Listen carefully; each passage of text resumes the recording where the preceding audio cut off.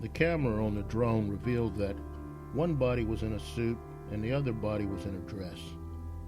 I didn't know what to make of it.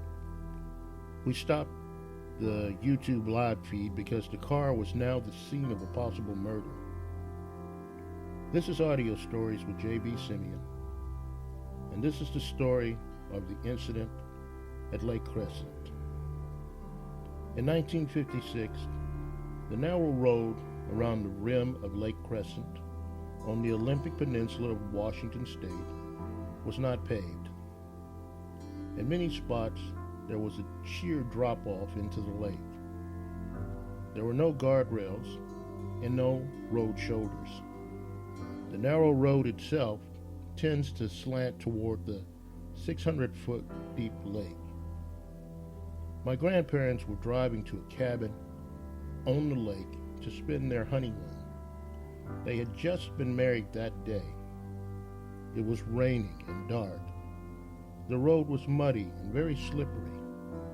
The only lights on the road was their car headlights and the headlights of the other cars that they met. Through the rain and the fog, they could only see a few yards in front of their car hood. Based upon the weather conditions, they should have found a place to pull over and wait for the rain to stop. But they wanted to get to the cabin and start the honey portion of the honeymoon. At the worst time possible, they encountered a deer on the road.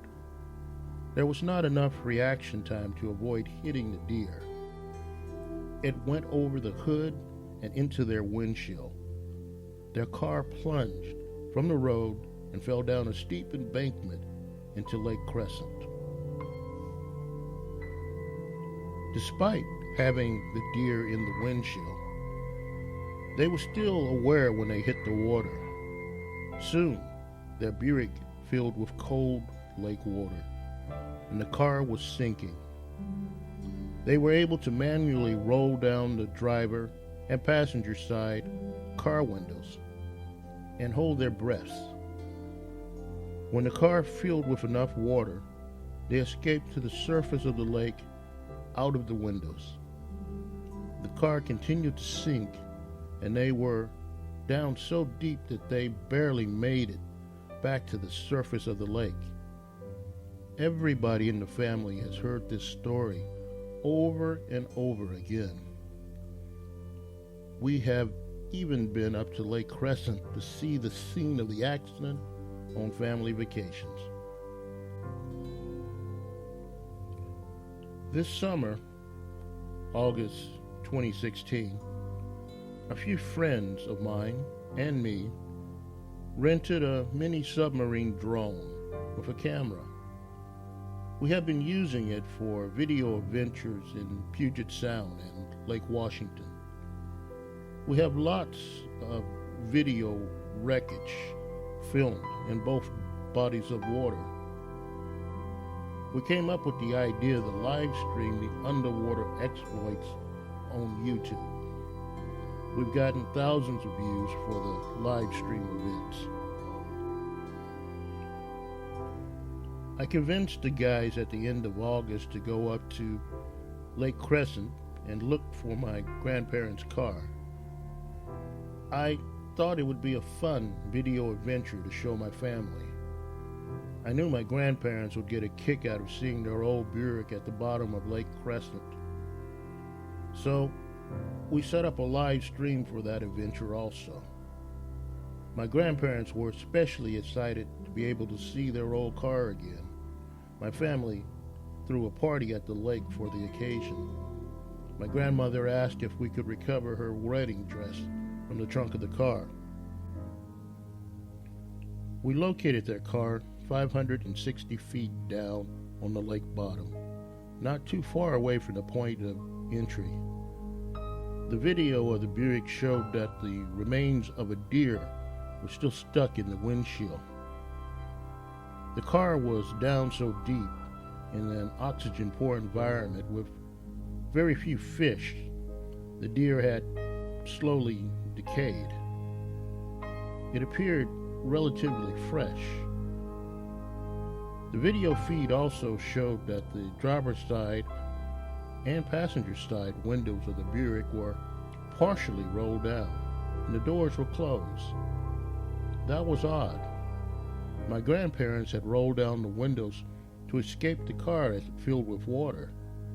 They couldn't have gotten out those windows. With the deer in the windshield, there was no escaping that way either. I was struck with a weird feeling.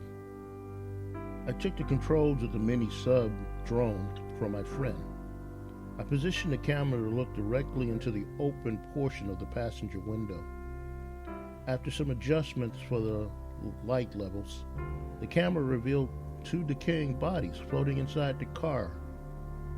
One body was in a suit, and the other body was in a dress. I didn't know what to make of it. We stopped the YouTube live feed because the car was now the scene of a possible murder. The family party at the lake stopped too. My grandparents didn't have an explanation for the bodies. They were as confused as we were. The Clallam County Sheriff investigated. A week later, they recovered the vehicle from the bottom of Lake Crescent.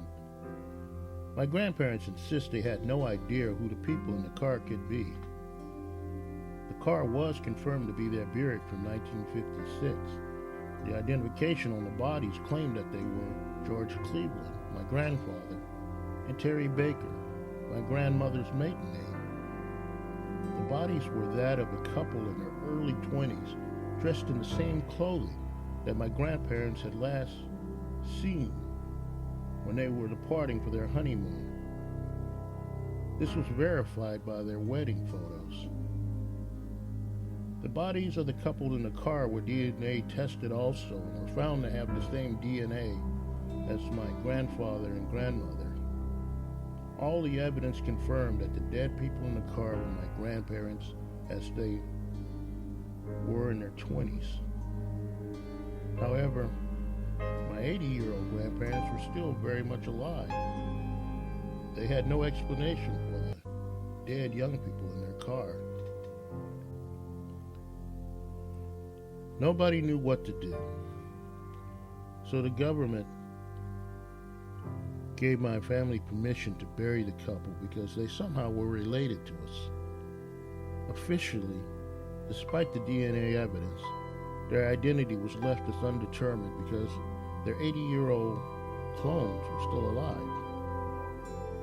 All evidence indicated that they were my grandparents when they were in their 20s. All evidence indicated that my grandparents had not been able to swim out of that car and they drowned.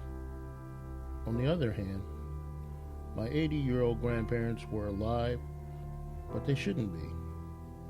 They couldn't have gotten out of that car in 1956, through the window as they claimed. The family and the government have chosen to deal with this paradox by pretending that it doesn't exist. The only thing that the family has been firmly resolved in is the recovery of my grandmother's wedding dress from the trunk of the car. Despite the evidence, did the will to live allow George Cleveland and Terry Baker, the honeymoon couple, to supernaturally escape that doomed car in 1956? Or is it more likely that the couple were still trapped in that car sinking to the bottom of the lake, and this story is their shared dream, hand in hand, lips to lips, facing death together?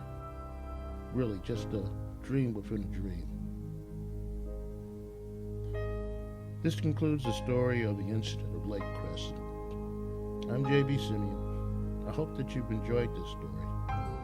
To enjoy more audio stories as they become available, please subscribe to this channel now and click the like symbol below.